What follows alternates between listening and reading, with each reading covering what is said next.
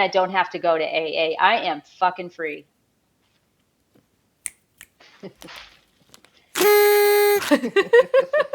Hello and welcome to the Woo! Sobriety Bestie podcast. Yeah, what's up, Carrie? Happy sobriety birthday, Carrie. Thank you very much.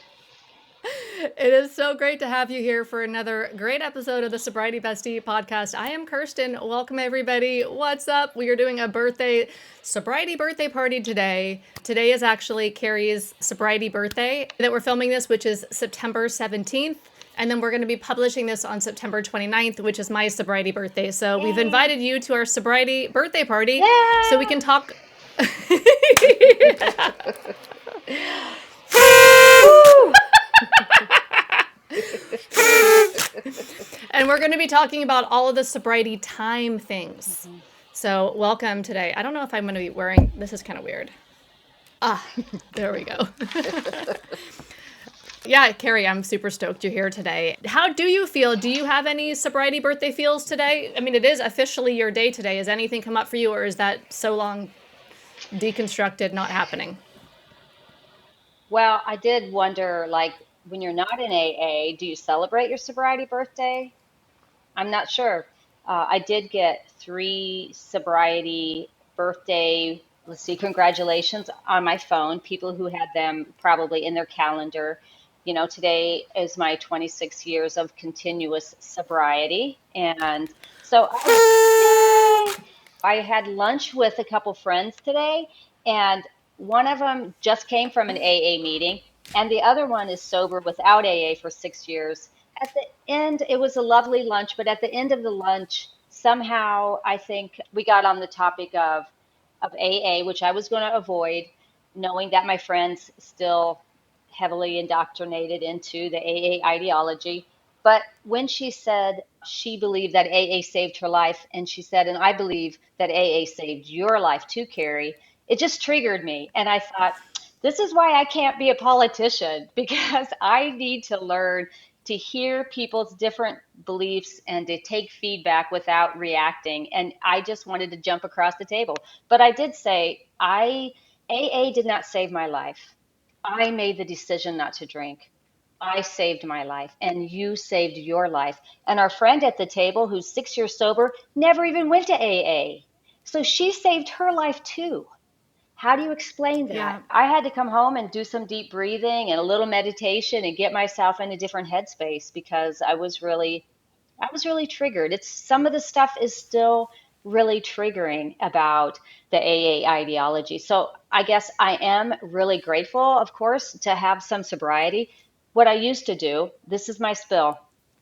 Also, I have a sign behind me that says, um, even you deserve a nice birthday, even if I'm not in AA. So my sign says, you can't really Yeah. see it, but it says, even you deserve a nice birthday.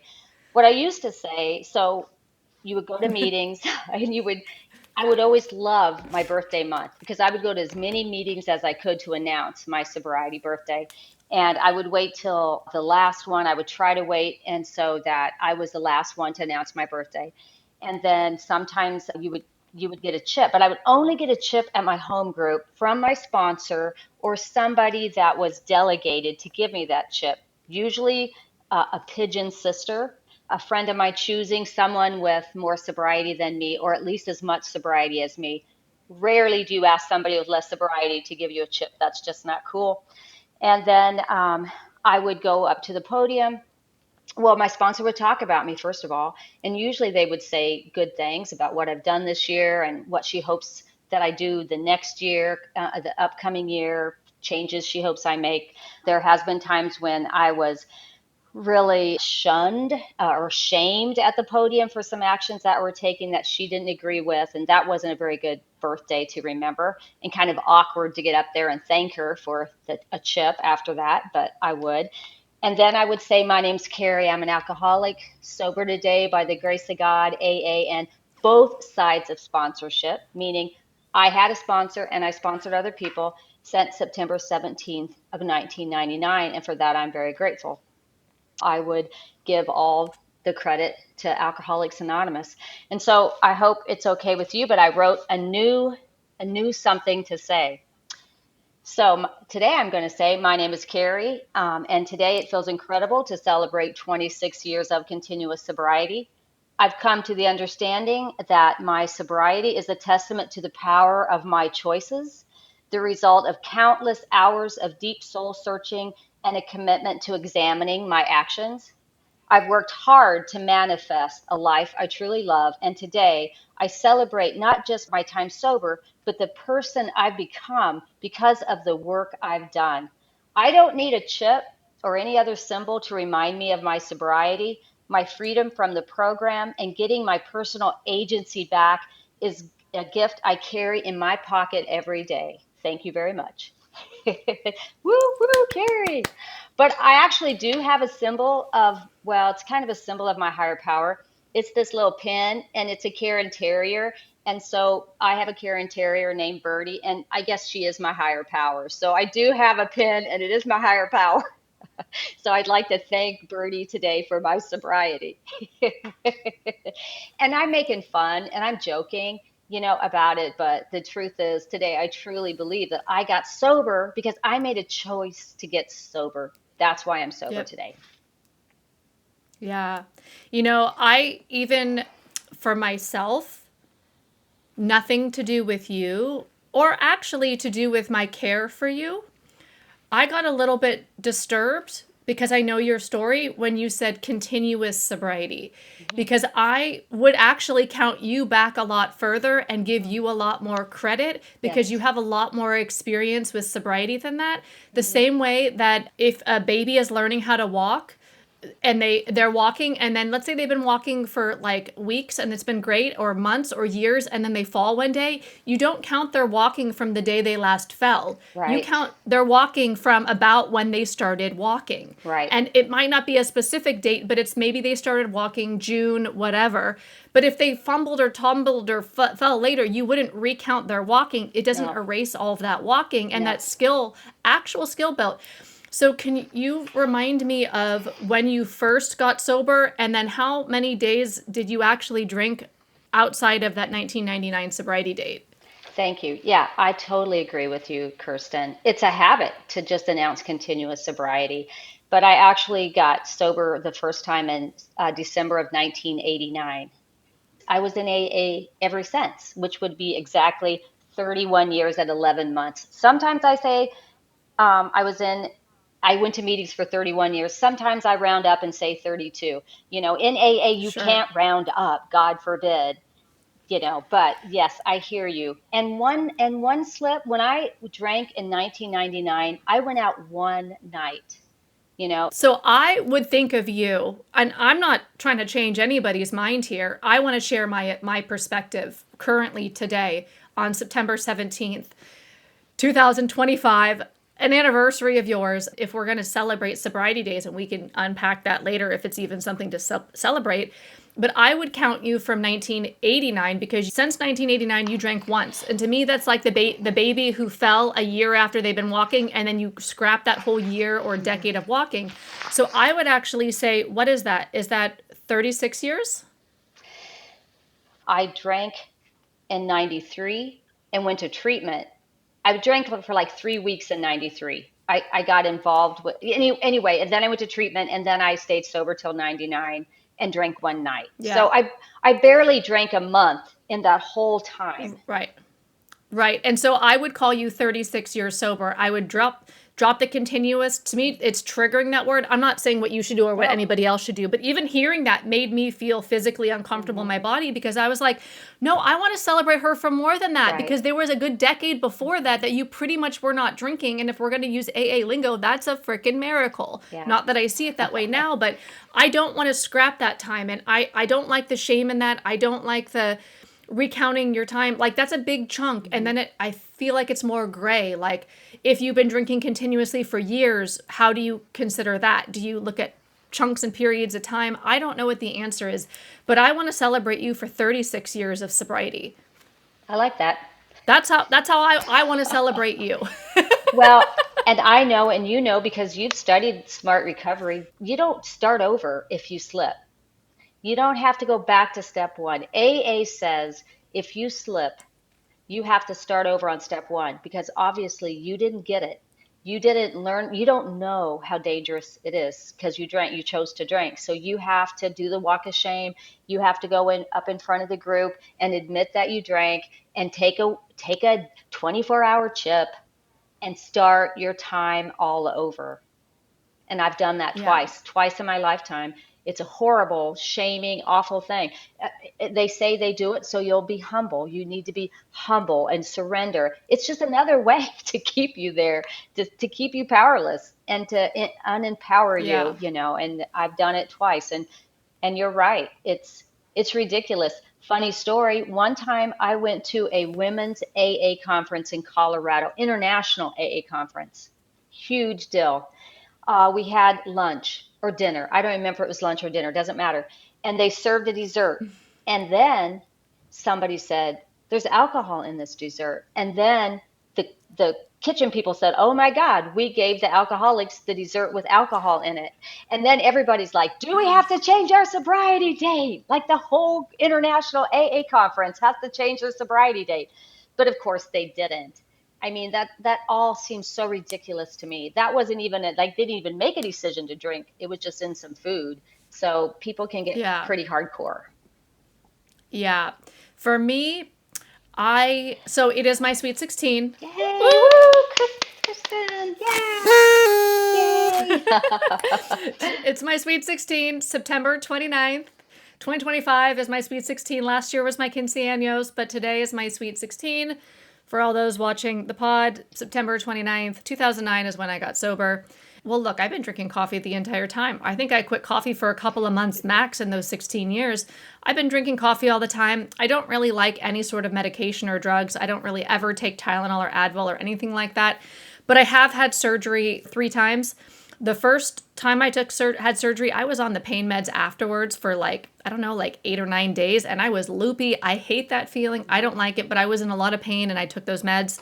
This is also before I had gone deep into mindfulness and meditation. It was the beginning of my sobriety, so I didn't have a lot of skills at being with physical pain that I do now. Now I've become like a bit of a Jedi with my own internal sensations, particularly because they've always been very loud. So pain doesn't bother me. I have a whole new relationship with pain. Actually, that sounds kind of vague and weird. I'll put a video below or up here about a guided pain meditation that I made that really guides you through that pain experience, because this was revolutionary for me. They also had me on antibiotics or whatever other drugs they pumped me full while I was out. And then I had surgery 4 years ago, again in sobriety. And at that time, I didn't want to take any of the meds afterwards. So that was whatever meds they gave me during my surgery, anesthesia, antibiotics, whatever else they put in me at that time. But then I went home and I took one of my, whatever the pain meds were. I didn't want to. I didn't feel like I needed it. But I felt afraid that if I didn't, I would wake up in an incredible amount of pain. And I didn't want to do that. So I took one and then I regretted it like almost right away, because I started feeling the effects of the pain medication, whatever it was. I don't know. It was Vicodin or something even stronger. I mean, this was a major surgery. I didn't like the way I felt. Within a half an hour, now I'm all like looped up on this. And then I spent hours in bed, like regretting that now I feel all messed up from the pill, and I don't like that feeling at all. I would rather feel physical pain than feel the effects of the pain medication. That's just personally how I am. I've never liked pain meds. It's never been my thing. So the next day I said, screw this. And instead of taking any more of them, I took Tylenol for like 3 days, and then that was it, which is probably abnormal, but that's my journey. And that was in sobriety. I don't count that as a relapse. I don't count that as drugs. And then 3 years ago, I went down to the Amazon. I went down to Peru with a shaman. I did ayahuasca for 4 ceremonies there. Really, I kind of cheated on 2 of them. I took a half dose 2 nights, and I took a quarter dose the other 2 nights because I'm hypersensitive. And I was like, I don't need a lot of that shit. So I really had 2 huge experiences and then 2 minor ones. So technically 4 nights I took ayahuasca down there at the jungle, at the Amazon. I don't count that as a break in my sobriety either. That was also, I had surgery on ayahuasca. I was in a rocket ship in a UFO, and the space laser came up to my forehead and gave me brain surgery, and then it gave me shoulder surgery too. And I actually have felt very healed and transformed from that. Look, I'm not here to say whether that is real or not, or what is consciousness and what is aliens and all of the psychedelic things. All I'm saying is that was another time that I was on medication and had surgery. Okay. So those are the 3 times. I don't count those as a break in my sobriety or as a relapse. And I really don't give a shit if anybody else does either. I quit drinking in 2009, period. If I had a beer today and then I didn't drink again for 15 years, I would count that as 30 years or 31. I'm not tit for tat anymore with all this stuff. I don't see it that way anymore. I don't have the purity frame that I used to have.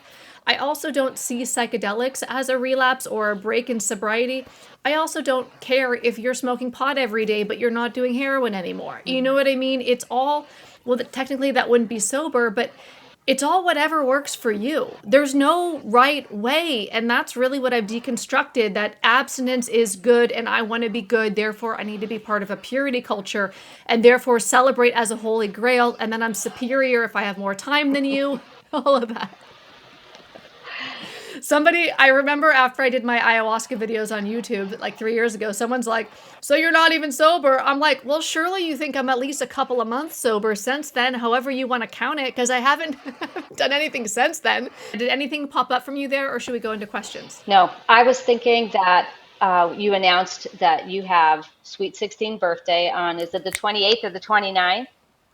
The 28th, 29th. 29th, Sweet 16. In my sponsorship, and actually in the AA in my area, if somebody was unaware of the rule, you don't announce your sobriety date before your sobriety date. You don't do it early, because if you do, you're probably going to drink. And your sponsor will probably tell you, better call me every day until your sobriety date, and go to a meeting every day. And people would just look at you and say, okay, Carrie, keep coming back. Because there'd be times when I wasn't going to be around on my sobriety date and I really wanted to announce it at a meeting or a party or an event. I wanted to say I have this much time, and I couldn't. I was told you can't announce your sobriety birthday a day Yeah. before, because that's not being humble, and you're just Yeah. assuming you can't stay sober. You might not stay sober during that time. How ridiculous is that? I'm just thinking how Totally. ridiculous that is. And I bought into it. And I bought into the whole continuous sobriety.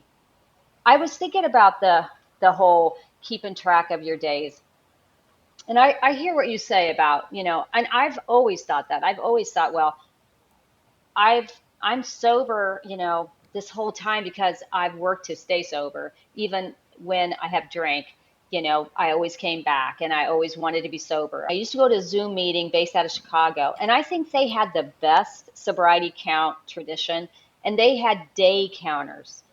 And they celebrated those women who had 24 hours, 1 day, 2 day, 3 day, go all the way up to 30 days.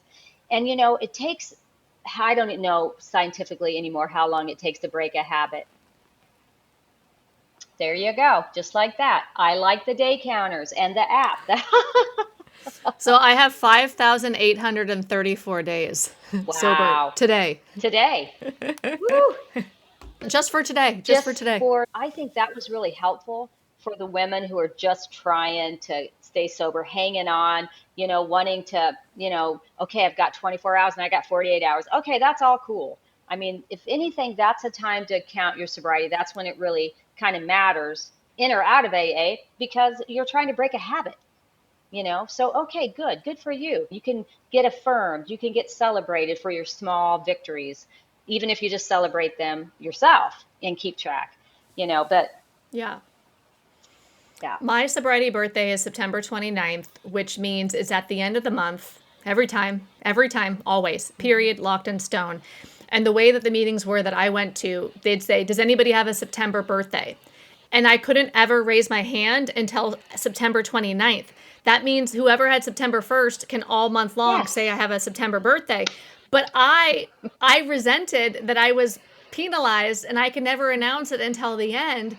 And I don't even think that's helpful, because if the point of announcing it is to let other people know that it's possible, which is one of the points, right? Or Yes. probably the main point is the proof of concept. Yep. It's a marketing tactic too.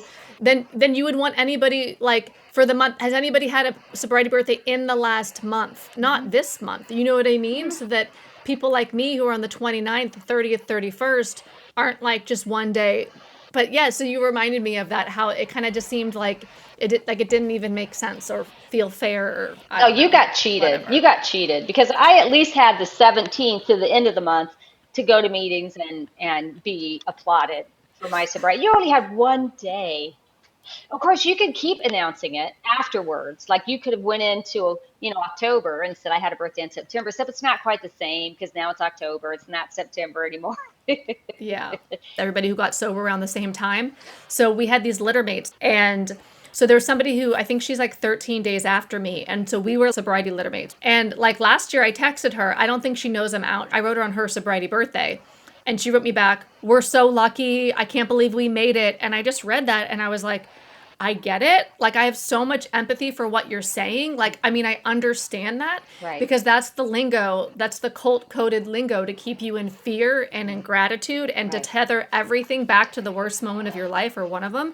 But I read it and it just kind of also hit me like a brick. I was like, oh, like, grateful that I'm alive. I'm the lucky one. Bro, there's like things that happened last week that I feel lucky about. This was so long ago. It's like ridiculous. It's literally so long ago. I know. That's just a group think in AA. That's how they think. Like my friend today who said that she knew AA saved my life, and I'm Yeah. it's like I would say the same thing that AA saved my life. I would tell everybody AA will save your life. I proselytized her till she got in AA. And then I found myself trying to get her out. And I'm like, stop, Carrie, don't even argue. You can't argue with nobody wants to hear this because even if I present all the facts, which I've done individually, you've done, we've done together about hey, how AA started and how AA harms you, they're not going to see it. Let's dive into the questions. Let's Question do it. number 1. What does a sobriety birthday actually measure and what doesn't it measure? Measures how long you haven't had a drink of alcohol. It doesn't measure any time you had before that last drink. If you Right. had a decade of sobriety before that, it doesn't matter. It doesn't measure if you've grown and evolved, if you've done work, if you've overcome your traumas, if Right. you've resolved a lot of the stuff that had you drinking in the first place. Right. Doesn't measure if you are kind or want to be. Yeah. No, it doesn't take into account anything other than you haven't drank or you did drink from this time. And it doesn't matter all the work you did before you might have drank or anything. It doesn't matter. And that's so discouraging to some people. I've known people who are like, just fuck it. I'm not even coming back. I'm not going back to Yeah. AA. I'm just going to drink or I'm just going to do my own thing. And they leave because it's like it doesn't make sense to them why they should have to start over. And you know what? It never made sense to me either. Why do I have to start over? Sponsees fired me. Obviously, I'm not a good mentor if I drink. So, yeah. Yeah. If someone drinks once after decades, does that erase their quote time? Why or why not? I say absolutely not. This is not purity culture. If you drink once, and that's why I even, because I wrote these questions, obviously, that's why I even was like the continuous sobriety thing. I was like, ooh, I don't even like how that sounds. It puts on a pedestal something that is so rare, and a lot of people do have drinks or slips or they don't want sobriety full on, but it's still an improvement. And that's why I really am open to harm reduction. I'm really open to Sinclair method. I'm really open to any way to just not shame people. And if you're falling forward, that's great. And most big goals in my life took many stumbles and bumbles to achieve, whether it was sobriety, whether it was quitting smoking cigarettes, whether it was anything. As literally we're changing our brain as we take on new habits or new ways of being in the world. And so there is a difference in my mind in sobriety time between like 30 days, 1 year, 3 years, and 5 years, right? Because the brain does rebuild and regrow. And my brain at 1 day sober or 30 days sober was very different than at 1 year sober or at 3 years sober. Because I'm still working through my homeostasis, getting my nervous system back to a baseline where I'm not constantly having an anxiety attack. So the brain changes take time. But once the brain changes, it's no longer the same brain that got sober. And yes, my brain is different. This is what I was thinking about earlier. My brain is different at 5 years sober, at 10 years sober, 15 years sober, as at 16 years sober. But it's not like a lot of the changes that I had between 15 and 16 years sober were because, like, I'm not proud of my sobriety this past year. Right. The same way that I'm not proud that I took a shower every day. It's like, it's my fucking life. Like, I'm not proud that I fed myself. There's no discipline in it. It is not hard for me. That's why I struggle with this. Do I even care about celebrating sobriety birthdays? It wasn't a thing for me. There was so much else that I did this past year that I'm proud of, like dissenting, coming out and finally letting myself speak my truth on the internet, even though people were going to shun me, hate me, troll, and all of that. I'm way more proud that I spoke my truth this past year Right. than it was really hard for me. It wasn't hard for me to stay sober. You know, and it's not a guarantee that I'll never drink again, but it's not an achievement that I look back at my past year. I'm like, in my first year, that was a huge achievement. Totally agree. Maybe we should start a new date, the date we found freedom from AA. When's your freedom date, Kirsten? April 6, 2020. That's when I left AA. So I went to my last AA meeting in November of 2021, but I hadn't really announced to myself or others that I was never going back, even though I knew it when I left. It wasn't until Yeah. March when I returned back to Iowa that I'm like, hey, everybody, I'm not coming back to AA. You have to find a new sponsor. So sometimes I say 2021, sometimes I say 2022. I don't think it matters. I just need to pick a date. Yeah. I'm going to say November of 2021 is my freedom date. And to be fair, there was a tremendous amount of freedom with getting sober. So that was also a freedom date, the date that I got sober, right? And I got sober before I showed up at AA sober. I had Right. 30 days sober when I showed up at AA. I left AA April 6th, 2020. I went to a meeting in September that year on my sobriety birthday because all the meetings were now on Zoom. And there was this meeting that I always wanted to go to because it was this meeting in San Francisco that was called like after 10 or 10 plus or 10 and up or 10 and beyond. That was the rule. You had to have 10 years sober to go to this meeting. So I always wondered, what the fuck do they talk about at this meeting? What is this meeting? How is it different? So on my 11-year sobriety birthday that week, I went to that 10 plus meeting on Zoom. I was in Bali, but I zoomed into this San Francisco meeting because I always wanted to, and I knew some people in that meeting because I got sober in San Francisco AA, right? Even though the majority of my AA life was in Indonesia, the first years were in San Francisco.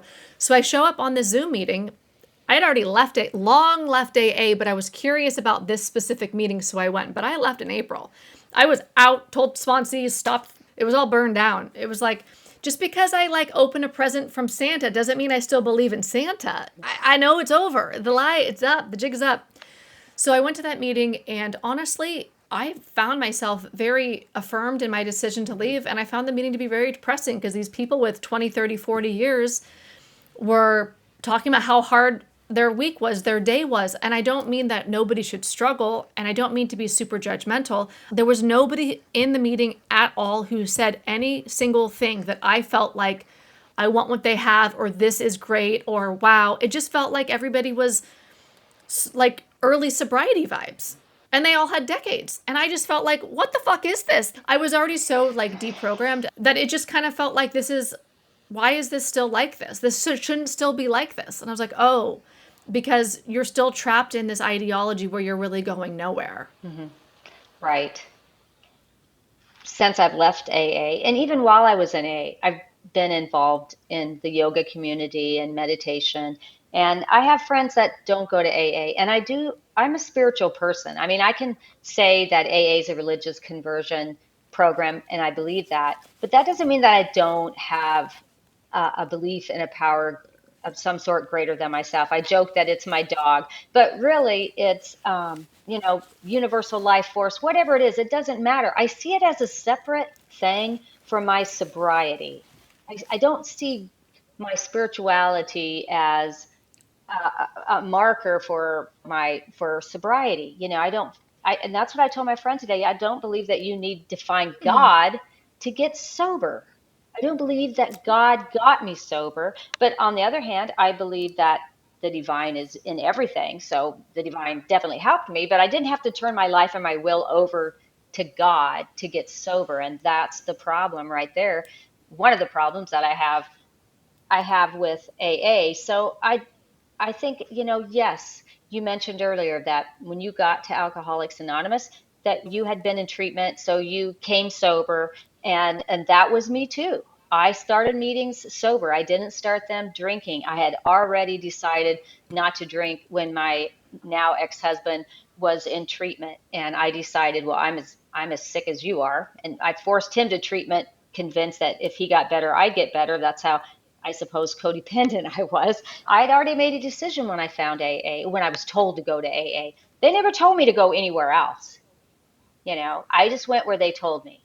I was determined to go where they told me. And I spent years and years and years with a lot of soul searching and, a lot of work on myself that I'm pretty sure I would have figured out how to do without the 12 steps because I'm a curious Yeah. person. I'm a lifelong learner. I would have figured that out. It's not like AA is the only way. And I have lots of Yeah. friends who got sober and family members who got sober and never went to AA. It's not a Yeah. spiritual malady. It's not a spiritual malady.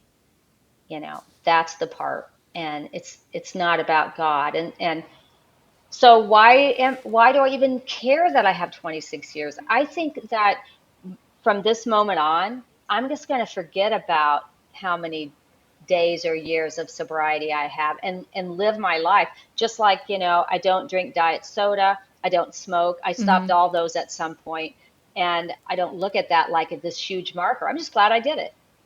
And I don't have any Yeah. intention of doing it again.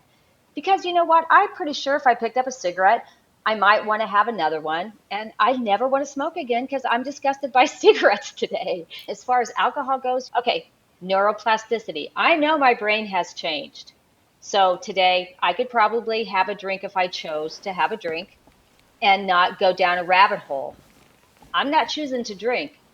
Studies that show that people do drink after long periods of sobriety. And it's not the man in the carpet slippers in the big book of Alcoholics Anonymous who stayed sober, retired, and then went home, started drinking, and died the next day. That's not everybody's story. I'm sure some people do. We've already talked about how some people they leave AA and then they're like, well, I might as well just drink because it's either AA or drinking. That's my only choice. I think it's for sure a risk too, because obviously alcohol addiction is real and Mm-hmm. obviously it can have severe consequences. And so it is a risk. And for some people, it is going to be turning out, in hindsight, it would have been a bad choice. Mm-hmm. How much free will do you have? How much choice do you have? How much power do you have? I don't think it's yes or no. We're not powerless and we're not completely powerful. It's not 100%, it's not 0%. It varies based upon environment, genetics, Totally. so many different things, our immune system, whatever. There's so Mm-hmm. many different factors. I don't believe in that we're 100% powerless, and I don't believe that we're totally powerful either. That's just not reality of life. Like I'm doing things sometimes that I don't want to do, but I know for sure. And people keep debating me this on my YouTube channel, and I'm like, y'all are fucking confused. If you think it's okay to try to bully me back into believing I'm powerless, like, no, I know you think you're right, and I get it, but you're not going to convince me that I might have a drink tomorrow. I'm not fucking drinking No. tomorrow. The same way I'm not banging my head into a wall Mm-mm. tomorrow. The same Mm-mm. way I'm not going to on purpose crash my car into a wall tomorrow. It's just Right. not going to fucking happen. And these people keep coming and they're saying, you don't know that. You can't predict the future. I'm like, I don't know what belief system you have, and you go get you keep your belief system. I don't know why you're trying to convince me that I'm powerless. Like, that should be illegal, honestly, that you want to disempower me. Like, Mm-hmm. no, I'm not taking on that belief. So it's so weird. I'm 100% not drinking tomorrow, and I know that Me it's not neither. arrogance. It's reality. It's reality. But people Yeah, would say that you and I aren't even sober. We're not sober because we're not in AA. And so obviously we have alcoholic thinking and that we're setting ourselves up for a relapse. Those are the yeah, kind of things that I would say to someone like us if they left the program yeah. and talked bad shit That's about it. It's emotional manipulation. Is that double speak? Yeah. So you're going to say that somebody who is not drinking is not sober because they're not devoting their life to a set of spiritual principles or religious conversion program. It literally has nothing to do with the other. If you are not drinking alcohol, you are sober. It's like a definition. Like it's just is. If you're breathing air, you're alive. Like, I mean, you can slice it and dice it whatever cult coded way you want. It's just complete baloney. And when you try to force your nonsensical ideas onto logical, rational, critical thinkers, you just look like an idiot. Like you just look silly. Literally, like, no, I'm not going to take on your disempowering beliefs. I've shed them. Like, why are you trying to disempower me? Who else are you doing this to? Stop it. Right. Stop it. You can be disempowered yourself, but stop spreading the bad word. Like, what the Okay, next question. Okay. Serenity Now. You kind of already answered it, but I do want to talk on this too. Why do we celebrate sobriety anniversaries but not quitting smoking, soda, or toxic relationships? And I know that like I quit drinking soda somewhere around, I guess in sobriety, 2010, maybe 2011, probably 2010. I quit smoking cigarettes the first week of April 2010. I don't know if it was the first, second, or the third, but the very, very beginning. I don't, like, if I was in a toxic feeling romantic relationship, I don't count the years from when that relationship ended.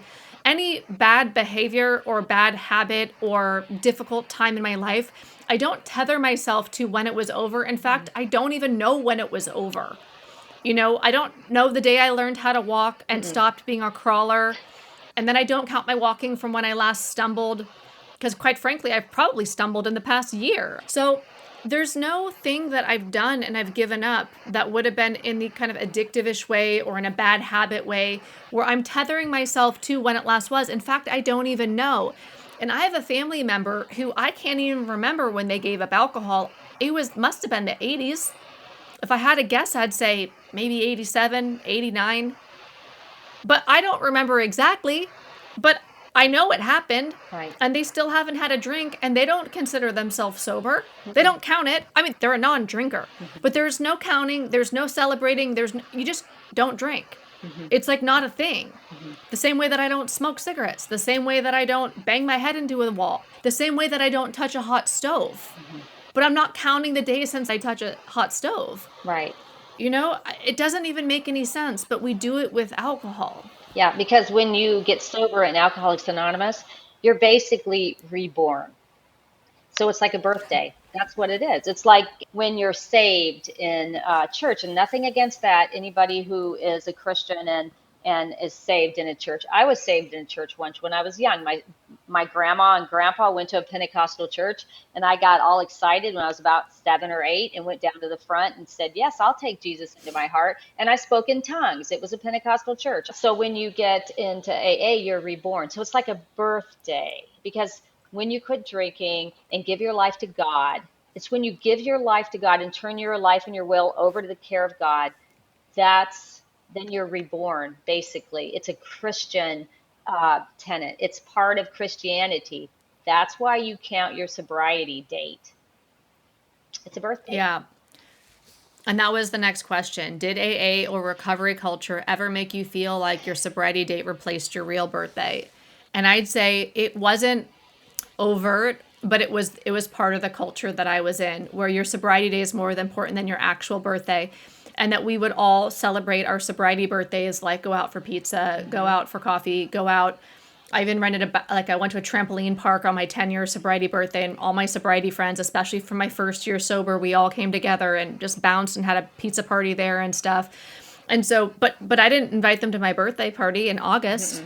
No. I invited them to my sobriety birthday in September, and it was always centered around that my existence, like my actual existence, is less important than my affiliation with this program and this culture.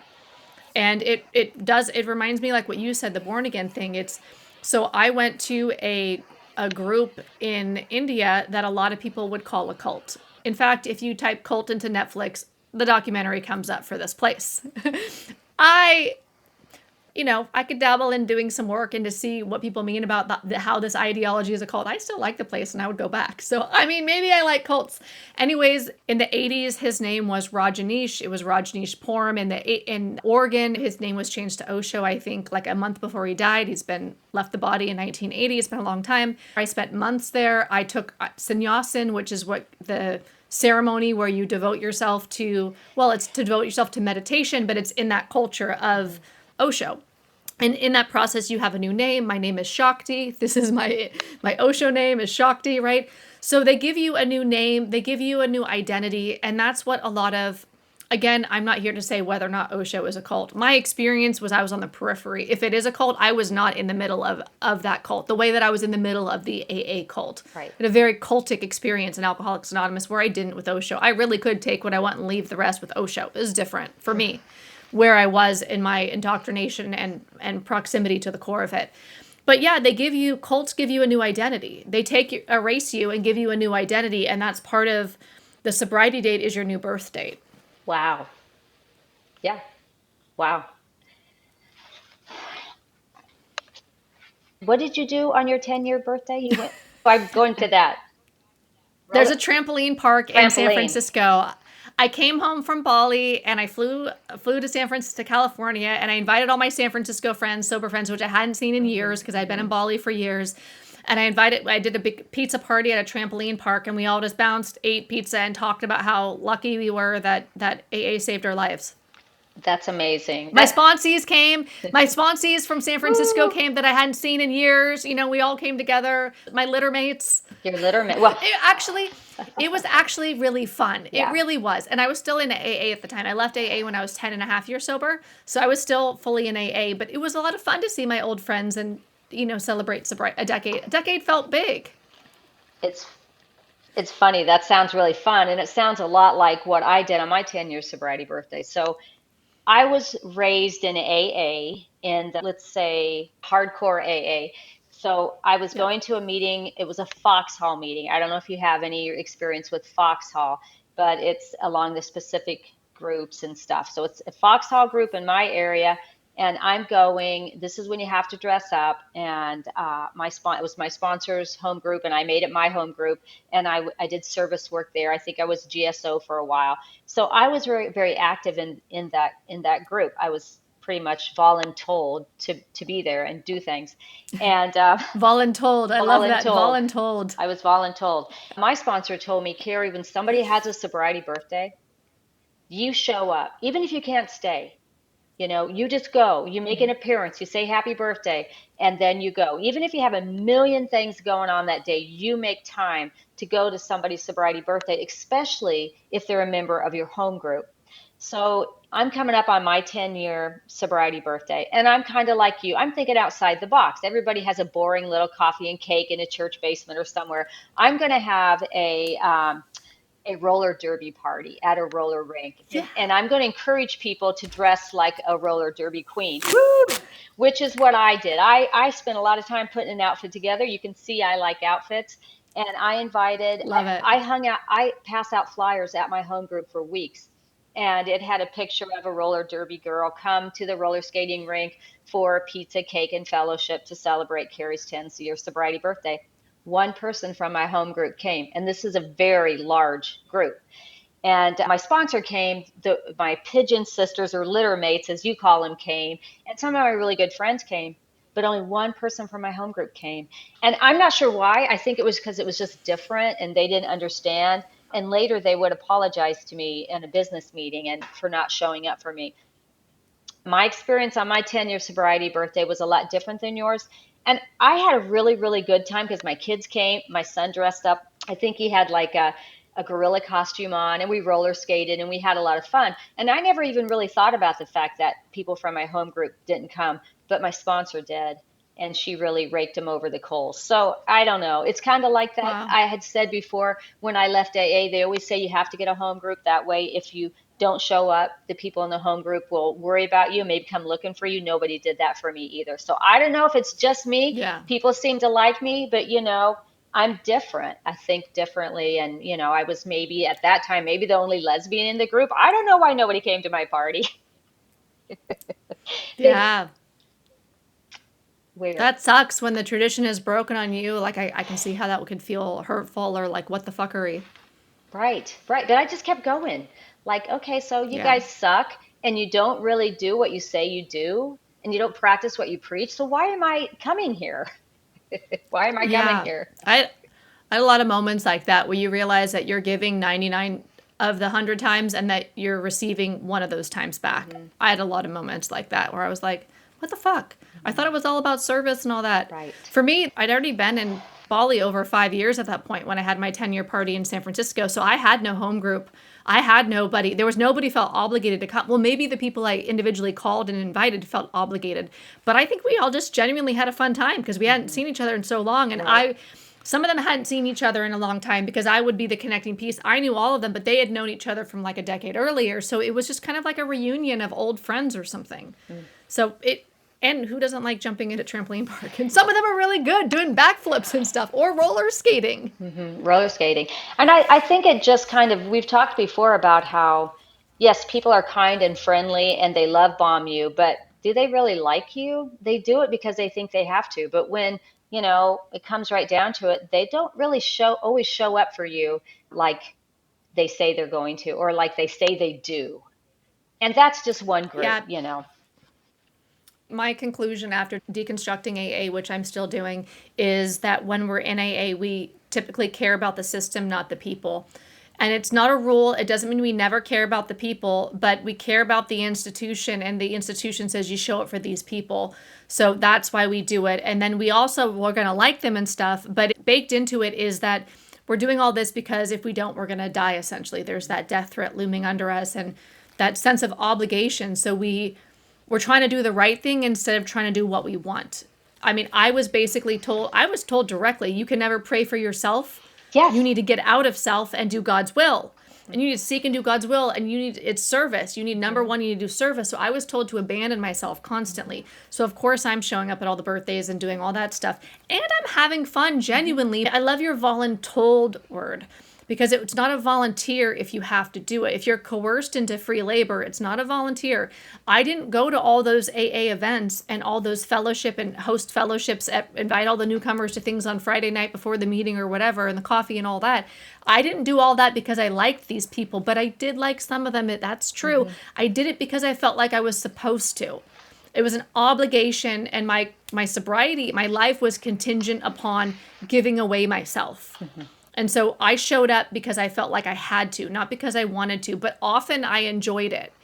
But it was coerced. So whether or not I liked it is separate from whether or not I actually chose it. I didn't actually choose it. I was Right. choosing life.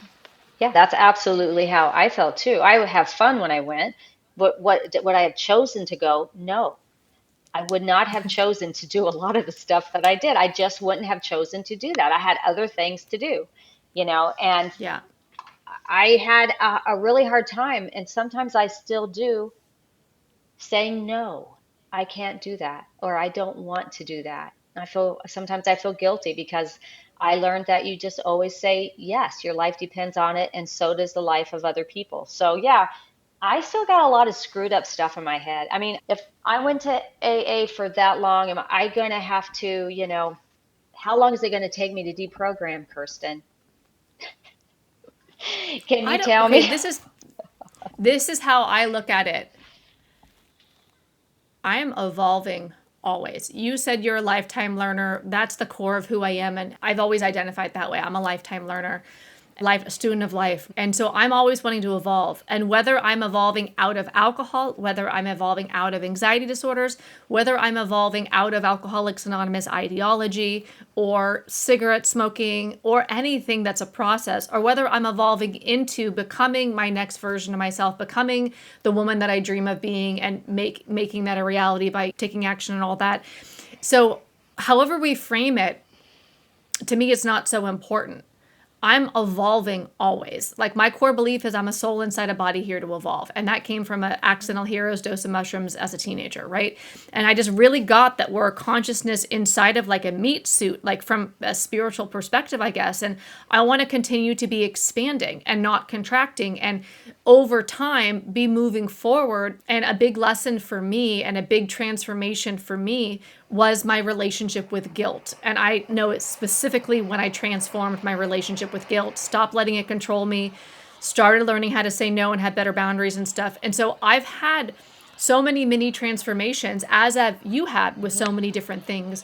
And so I don't look at it in a negative way as far as, oh my gosh, I'm deconstructing AA and that's annoying or bad or something unpleasant. I'm looking at it for myself as I'm so fucking happy to be evolving. And I get to evolve with my critical thinking now. Right. And I'm going through, and it's not just AA. I'm like, what other beliefs have I been believing that are bullshit? What other bullshit? Because it's not just Bill that had the bullshit. The bullshit's everywhere. So I'm in a critical thinking awakening right now, which is just as true as I'm in a deconstructing A awakening or journey. So I like to position things and give myself a perspective that feels more empowering, because the truth is what we're doing is very liberating. It is very empowering. And there's no reason why I need to hold it as if it's a bad thing or if time matters. A lot of my students have had a time hang up that I've helped, because primarily in my business that I've been doing for over a decade, it's people who wanted to overcome anxiety. And they'd always say, how long until the anxiety is over? How long until I can get free from anxiety? And I was like, look, this was my attitude. The way that I felt when I was overcoming my anxiety disorders was like, everybody told me it wasn't possible. The doctors are like, this is forever. You're totally fucked. It's who you are. It's genetic. It's lifetime. It's this, it's that. You're going to always be this way. And I decided, like, fuck this shit. That can't be true. Even though I respect you, like, as medical authorities or whatever, and that you've done your research and you have your degrees, I thought this has to be BS, because I can't keep living like this. It has to not be true. I'm going to proceed as if it's possible that I can get free. And I just kept doing mindfulness meditation, all these different things, learning, making things up myself, trying them on me, doing everything very actively until I got free. And there was a day when it was like my whole system was like shifted and the anxiety attacks were over. And it was 2012 in April, I remember. And so I was like, oh my God. And it was such a huge freedom thing for me. There's such a peace and a liberation in me when I'm in any transformation, which is usually always, to not put time on my consciousness's expansion and on my evolution. I don't know how long it takes, and I don't care how long it takes. It's the thing that I'm doing. I'm breaking free right here. There's a pocket of freedom, and I am going into it and expanding through it. And then after I expand through this one, there's going to be another pocket of freedom that I'll expand through. So I'm an expander. I'm here to evolve. Like that's how I frame it for myself. And it feels like, and so if I'm deprogramming AA for 30 years, I don't give a fuck. If it's for 2 years, I don't give a fuck. It doesn't matter, because I'm always evolving. I don't care what it is. Yes, I'm evolving. AA, alcohol, this, that. Right. Love it. I don't give a fuck, because that's my birthday. It's our birthday. It's my birthday. Woo, woo. Okay, next question.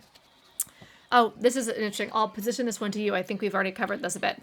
Does celebrating time, like sober time, free us, or does it tether us to our worst day?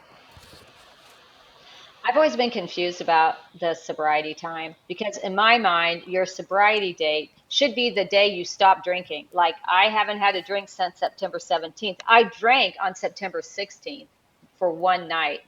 So I don't understand why it matters at all. And I think that talking about a sobriety date does tether you. You know, part of the reason I started to pull away from the AA ideology was I'm like, why am I continuing to manifest this story about myself? And I wanted a new story. So I think if you want to untether from your story, you're the only one that can do that. Stop being an alcoholic, Carrie. Stop saying that I have a problem with alcohol, and just don't drink, and just go on with your fucking life and be done with it, you know? And I think that when stuff comes up, like guilt over not saying yes to a request of some sort because I've still got this lingering AA dogma in my mind, then I can just say that's what that is and move on. I don't have to spiral out of control like hell, you know, like I just said, how long am I going to have this, you know, AA dogma in my brain? So I'm thinking from this conversation and listening and thinking, critically thinking, that maybe I don't care what about a sobriety date. And I think it does keep you tethered to your disease that you don't really have, that Bill made up. Yeah. I love that. And I'm always finding in my mind that the thoughts come, things are forever. How long is it going to take? That I have all the thoughts, all the human thoughts come into my mind. And for me, it's just trying to wake up to it faster or recognize that my mind is running a script that I want to be old and I want a new story. Like you said, I love creating new stories and then living into them. Or I'm lying to myself in my thinking, or there's thoughts that are very stressful if I believe them, and just remembering that all of our thoughts aren't true. It's literally just words blowing through our mind. They're not necessarily true. We believe them, but they're not necessarily true. And there's a lot of freedom. I was say humility, but really it's freedom and not take rule 62, not taking our thoughts so seriously. Like, Right. is that real? Do I want to believe that? How do I feel when I believe that? What do I want to believe instead? What if I did believe this instead? What would that feel like? What action would I take if this was actually true? Let's go take that mofo action. New action for new results. It's just remembering the process and not getting stuck in the mind traps, because it's all little mind traps, you know? All mind traps. And that is exactly right. I have to just be aware of my thoughts. And when I'm thinking something negative, I'm like, oh, I'm thinking that again. Just stop thinking that, Carrie. I have the right to choose my thoughts. And your thoughts trigger your emotions. So if I don't want to be sitting around feeling sorry for myself, then I got to change my thinking. And we do definitely have the power to change our thinking, you know. Yeah, I love that. Okay. How much of sobriety time is about personal pride and how much is about AA's status game? So let's talk about the AA status game with sobriety time. Okay, yeah. So I had a grand sponsor when I was in the hardcore AA, and I don't remember how much time she had when she had this big party. She had it at my home group, and I think she invited herself to be the speaker that night. It was a speaker meeting, and she had cake, and it was all celebrating her, and it was all about her. And the meeting kind of morphed into a celebration of her birthday. No big deal. So then my 20-year sobriety rolls around, and I'm thinking, when my grand sponsor, that's what I called her, had her birthday, she had a party. She invited people to speak. She had cake and she made it a big ordeal. So I planned that. And I guess that it's not okay if you plan something without, I don't know, if you just come up with it. I don't know. Whatever it was, it's something that to this day I'm still kind of embarrassed about because I did it in a way I really just, I thought I want people to come and have fun, and I want a couple people to share really shortly, people whose stories I like, and we'll have cake and we'll have food and we'll have fellowship, and I'll invite everybody I know. And it's like, there you go. Not everybody you know wants to go hear people talk at an AA meeting, number one. Number two, it's just something that people didn't normally do. And the people that I knew in my AA group kind of like having a skating party.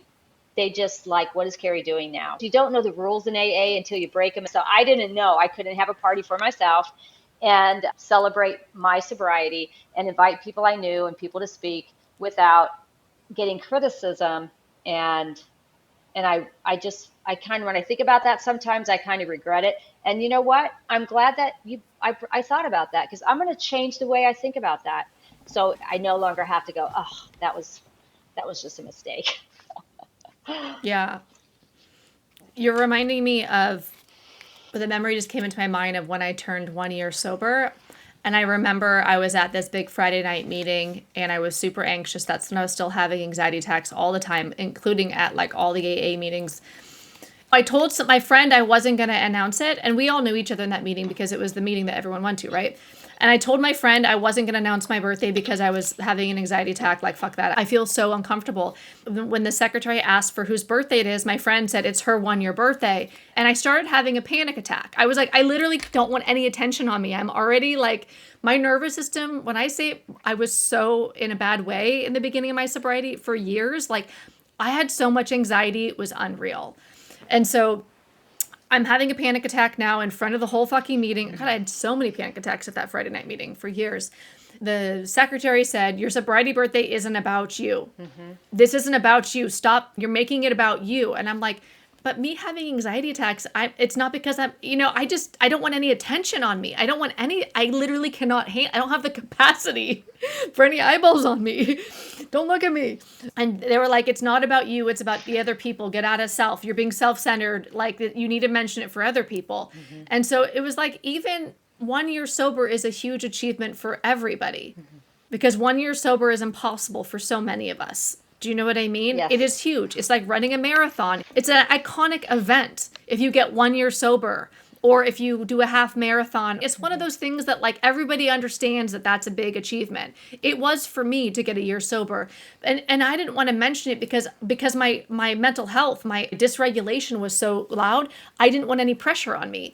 But then they still, like, didn't care about my own mental well-being, and then they labeled me and shamed me as selfish, and that I have to let the attention be on me because it's about the newcomer. So now that I'm thinking about it, like, that was so, like, I mean, that's like emotional abuse. Like, that's not okay. No. And at the same time, it is also about me, and it is okay to celebrate that you got a year sober. I don't need to celebrate my sweet 16, well, even though I am with you, right? Woo! But 1 year is a big deal. Mm-hmm. Like, 1 year off cigarettes is a big deal. 1 year anything is a big deal. To me, it's like running a marathon or something. It's something that takes a while to do, and when you finally do cross that line, it's like, wow, I did it. Right. No, 1 year's a big deal. And I can't count how many people I insisted get a chip that didn't want to, or go up to the podium and announce their sobriety. And I would say the same thing. I would say it's not about you. It's about showing the newcomer that if you can do it, they can do it. Don't be selfish. Yeah.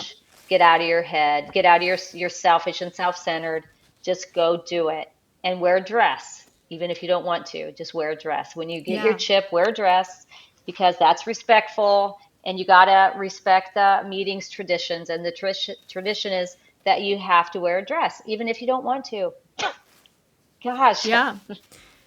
That goes straight into this next question. Do sobriety birthdays serve more as an encouragement for individuals or as marketing for AA itself?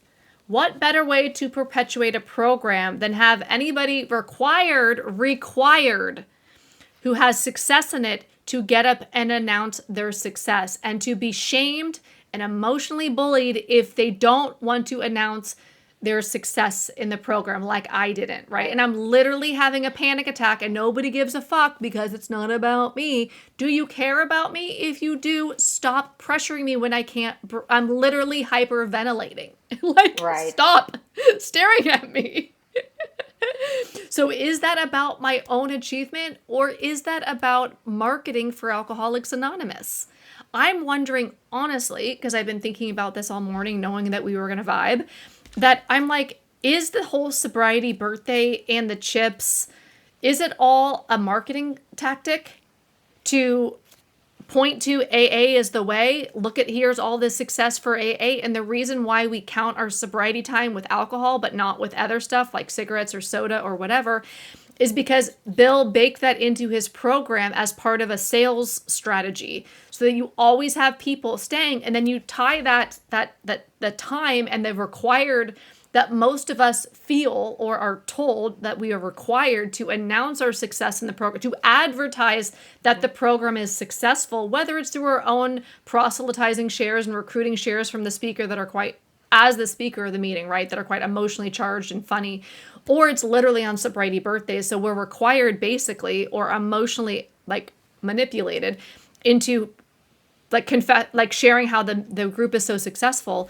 So that encourages the meetings and the program being perpetuated, but also you have the status thing that plays in there too, where you get praise, you get points, you get ego, you get, everybody likes status. We're humans, but you definitely, when you get more time up, it's like it means something about you. People should listen to you. You get to control people more, or you get to be on your worst behavior and people accept it or whatever. I don't know. I saw a lot of that. So there's this whole thing with like the promoting of the group constantly and the status. And then that's all in society too. That's not limited to AA. Although, like I'm telling you, my family member, if I had to think about it, they probably are just under 40 years without a drink. But this person has never once said that they're sober. Right.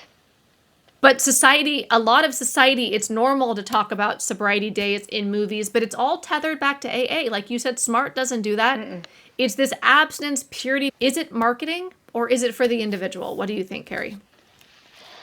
I hadn't thought about it as being marketing, but it's certainly, when you put it that way, it does sound like marketing. Not only marketing to other alcoholics, but to family members. Because what do you do on your sobriety birthday? You invite your family to come, and they're all there clapping. And so they're getting indoctrinated into the AA ideology because they have to sit through a speaker, they have to listen to everybody talk, and then they get to stand up, and then they get, clapped. Everybody wants to cry and look at the Yeah. family, and oh my God, that's what they do.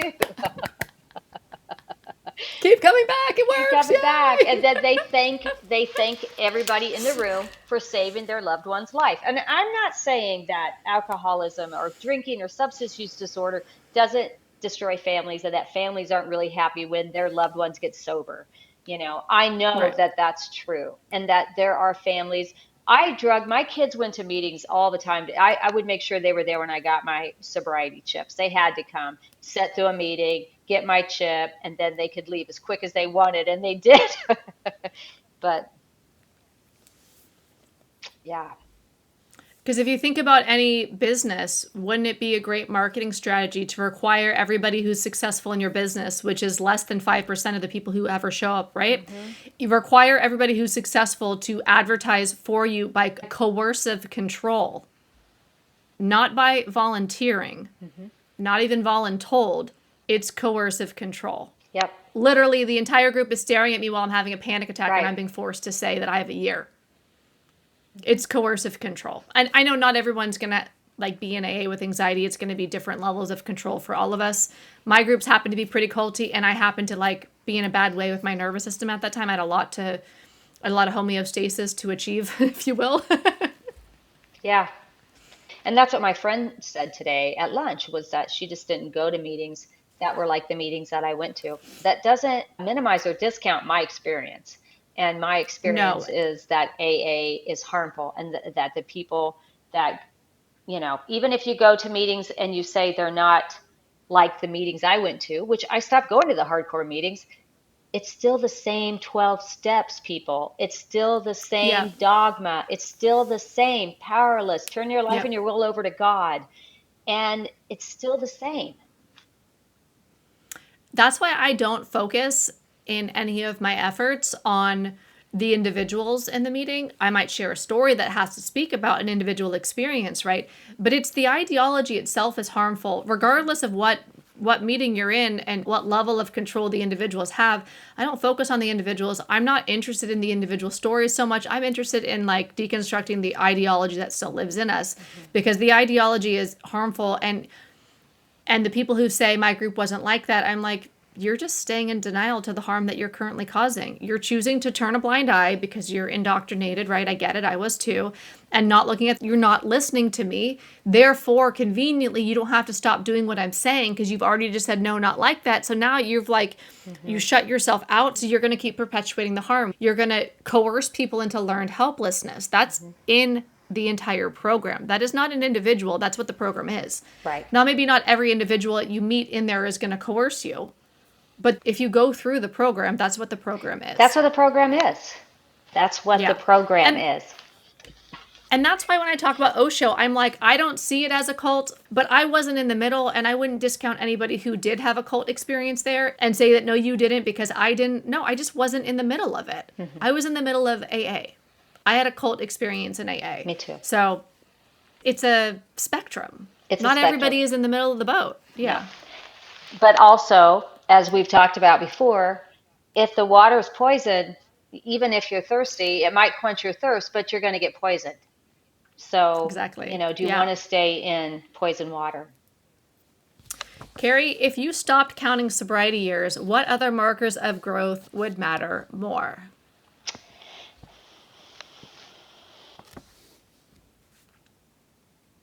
Like everything in my world, See like everything, Totally. everything. Staying married is a marker. Keeping active is a marker. You know, Yeah. right now I'm building my physical strength. And so I have a calendar and I got yellow stars. And I put a yellow star every time I go to like the hard yoga that like kicks my ass. And I just keep track of it because I've been doing yin and gentle yoga for, I had some health issues and it really took down my game as far as my capacity for exercise. And I built it back up. And so now I'm pushing myself and I feel that I have the capacity to push myself and then spend that time recovering. And then, so I have that's right now, that's what's alive for me. It's like I'm literally doing gold stars on a physical calendar on my wall so I can see it and I put them on and I feel good about myself and I don't want to miss one. And so I'm encouraging myself to go. And so right now, that's what I'm proud of. I'm proud of that I'm building my strength back. Right. That I'm graduating from just the gentler yogas and I'm, all these chaturangas and my mom calls them burpees. I just feel like I'm not proud of staying sober the past year. I'm fucking not. It wasn't a thing. Right. Just like I'm not proud that I didn't drink a soda. Like it didn't fucking, like I made a decision, I didn't do it. You make a change and you just go forward and it's who you are, right? And so like, I'm not proud of it. I'm grateful. I use that word lightly because it's a little triggering, right? But Yes. I'm glad that I haven't had a drink since 2009, but it wasn't an achievement for me. It doesn't register as an achievement for me. An achievement for me is a year ago my brain was in a bad way. A year ago, like right around now, very bad. I was going through another huge mold hit. I had a huge remediation. It was a very big deal. I had to get a naturopath doctor. I had to like change up a lot of things. I didn't know if my brain was ever going to function very well again. I was really struggling. And I'd just been diagnosed with ADHD because my brain was not working well. And I worked really hard. I met with professionals. I changed things. For 10 months, the last 2 months I've taken a break. For 10 months, I did an infrared sauna every day. Like I just went through this whole big protocol to get my health back up. And now I'm doing the strength with the yoga. I'm really proud of my brain functioning today. Right. In the last year, alcohol doesn't register at all. Why am I celebrating that? But brain functioning, I've done all these things to give it, that's what I'm proud of. I'm proud of this past year. I'm the most proud of getting my brain to function really well. Mm-hmm. It's changed everything for me.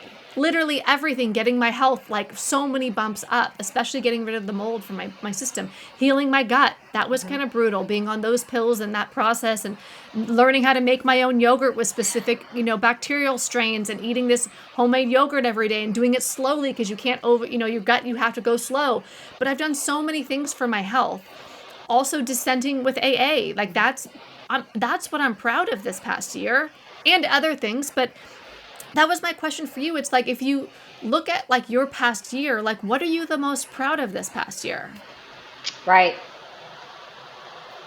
Well, my mom came to live with me, and I'm proud that I've learned how to get along with my mom in a way that I haven't before. Who lives with their mom? And she's very outspoken, and she's a cowgirl.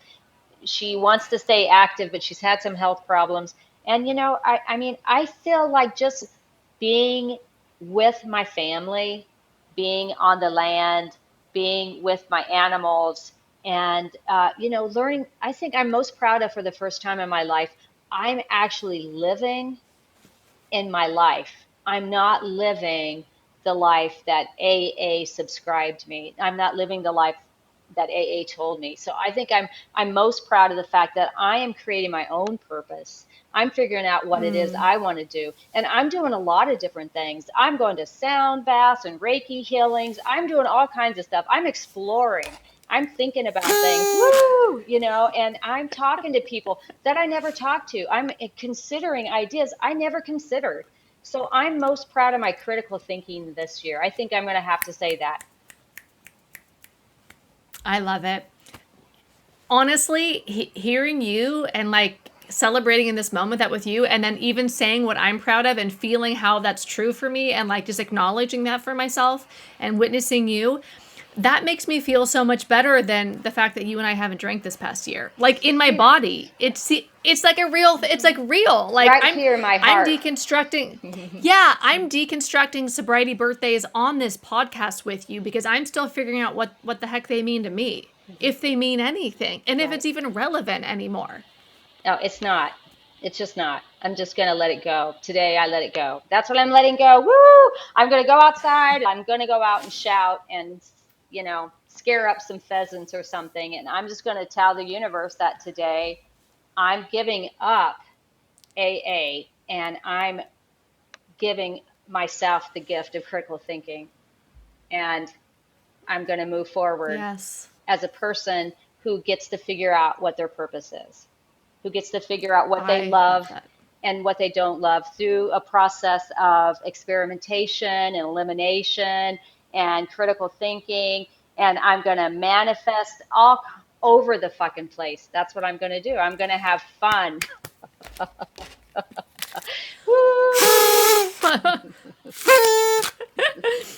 I'm so curious for anybody who is at our birthday extravaganza, who's listening, who's watching. Let us know in the comments what you were most proud of this past year. It might be your sobriety.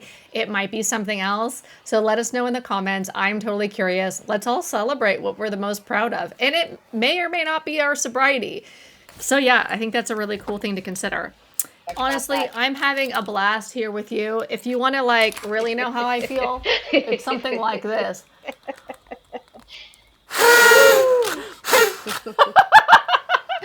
I am having a good time with you. But you know what? We could have just called it Wacky Tuesdays and done this. In fact, maybe we will. Maybe we will.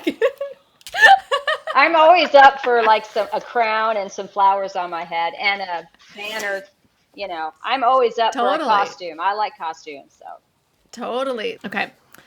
How do you feel today on your sobriety birthday? What actually feels relevant to celebrate today? I feel like we just touched on this. But too. I'll ask you right now, in this moment right now, is there anything that feels relevant to celebrate? And it is genuinely your sobriety birthday today. It is September 17th. Mm-hmm. So is there anything that you feel like is relevant to celebrate today?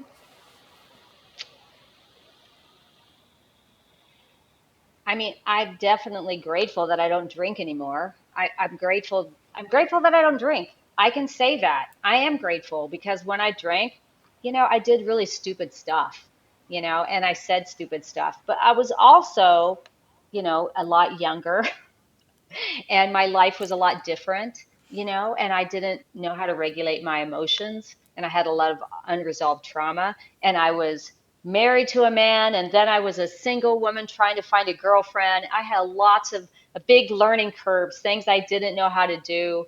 I didn't know how to do any of that stuff. And yeah. So I guess. I mean, that was literally like the 80s, though, when you were last a heavy drinker. It was and the 2000s for me. It was literally the 80s. Let's be honest. It was the 80s. I was listening to the Bee Gees, and it was the 80s. So yeah, I don't know today what it means, because I guess what means more today to me than my sobriety is my continuous curiosity, is that I'm curious about life, is that I want to know more. I want to read, I want to listen to podcasts, I want to learn more about how a serial killer's mind is. I'm interested in a lot of different things, and I don't have to explain it or justify it. I just like how serial killers think and why they think that. And I mean, I think it would be fun to study that even. I mean, there's a lot of things I never had time to do because I was always going to a meeting or talking on the phone to a sponsee. My life has opened up. I mean, I don't have to work today. And I apologize for anybody who that's really annoying to. Maybe I should stop. But we are celebrating today. I do believe in the principle of celebration. So how do we, to wrap this up, I'm trying to still get my head around how I ultimately feel about sobriety birthdays. And well, obviously I'm going to publish this on my sweet 16th birthday, right? So we're capturing the vibe of yours and of mine in a way. And thank you, by the way, for having this idea to have a sobriety birthday party or a joint collab on our birthdays. And Okay, maybe I was the one who said, let's get cone hats. And by the way, look at this cone hat. I It is love like, it. what, like 4 inches, 5 inches? I was like, what is this for? A cat? How is that supposed to fit my head? I was like, I guess I'll tape it to my headphones. Like, what the fuck? How is that like? At first, I was like, do I do three? Like, what the Oh, fuck? you could have. I thought about it. I was like, Cute. these were Oh, the that's cutest cute. ones. I like that. Um, September 29th, Monday, will be my 16-year sobriety birthday. What I've traditionally done is like written a big post on Facebook. I've also been very honest because online, like blogging, videos, whatever. I've had a YouTube channel since 2012. So I have shared my journey. I know I have a video on YouTube that's like 7 things about 7 years sober, or 7 lessons from 7 years sober. So a couple of times on my sobriety birthday, I made a video about it. But I just don't know how. And so this year, obviously, we're doing this. So I am doing something around it. But it's really even around deconstructing what do I think about tethering myself to something that I no longer do. And I still want to stay sober. That's still important to me. I still want to not drink soda. I still want to not smoke a cigarette. But I don't think about those things at all. Like, I never think about not drinking a soda. Right. It's not a loss. It's not a desire. I mean, the way that I think about alcohol now is I just kind of think of it as like, I don't want to be hungover. I don't want my brain to function less. I want my brain to function better. Like what I want, like honestly at my core who I am, I just want to study all the things, learn all the things, and then teach what I love about it and help other people like connect the dots, like spend like 50 hours on something and then present it to somebody in like 3 hours and give them like everything that I've consolidated in a very, I've always loved to do that. Even when I was in grad school, it was like I was teaching stats and nobody ever liked math. People all have all this math anxiety. I love taking everything I loved about math and numbers and putting it in a way where people like trick them. Like my students at UCLA, when I was teaching math, it was statistics for like sport athletes or something. So all the examples that I did when I would do my prep for that all be sports examples. I was like, I'm going to put it into their context. So my whole life, I've just loved to study it up and then to simplify it for other people. And so that's what lights me up. And right now it's the deconstructing stuff. Right. And so does a sobriety birthday matter in the grand scheme of my life? No. Do I need to claim a sobriety birthday so that somebody else is inspired that it could be possible for them? No, I don't. I'm not responsible for anybody else. I get to do what I want to do. And I do want to do service. And to me, doing like podcasts on deconstructing AA is a service. And so for those that are getting something from it, right? So I do want to be myself. And part of what I like to do is I'd like to make the world a little bit easier for people in ways that it was hard for me by trying to speed up other people's journeys through things that I struggled a lot with, whether it was anxiety or whatever. Right. And so I don't see how a sobriety birthday really means anything. And maybe the only relevant time to talk about it is if somebody asks me how long I've been sober and it's been burned in my brain that I got sober in 2009. So then I would just, if I don't know, because quite frankly, sometimes I forget how fucking old I am because I'm not counting and I'm not keeping track and I don't care. I do know what year I was born, but sometimes I'm like, I literally don't know. And I have to think about it because it's not important to me. Maybe that's my vision for my sobriety date too, is for me to not really know, but I could figure it out if asked. I don't know. It's I kind of don't. what's coming up for me. Well, what's coming up for me is I don't really care about my sobriety birthday anymore. But like my son and my daughter, people who I love, and they announce that they're still sober, I'm so happy for them.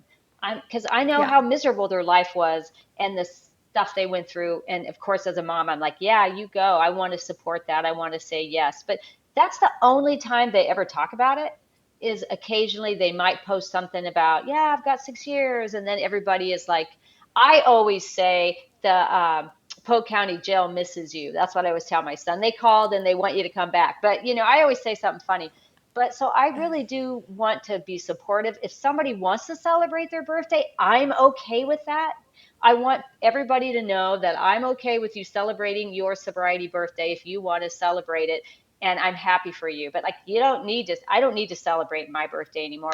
Just like I don't need a birthday present anymore. I'm over that for my birthday. Like, you don't need Yeah. to, if I want something, I'll go get it myself because, that's Yeah. just how I am. Gift giving is not my love language. So, yeah, I don't need to celebrate my birthday. And having said that, though, I did get an old timer in AA sent me a message and said, "Happy birthday, sobriety birthday, 26." Knew it was 26, probably in his phone. And that was really touching to me. And I said, "Thank you for saying that, even though I know you know I'm not in AA anymore." That meant a lot to me. It tells me that what kind of person you are.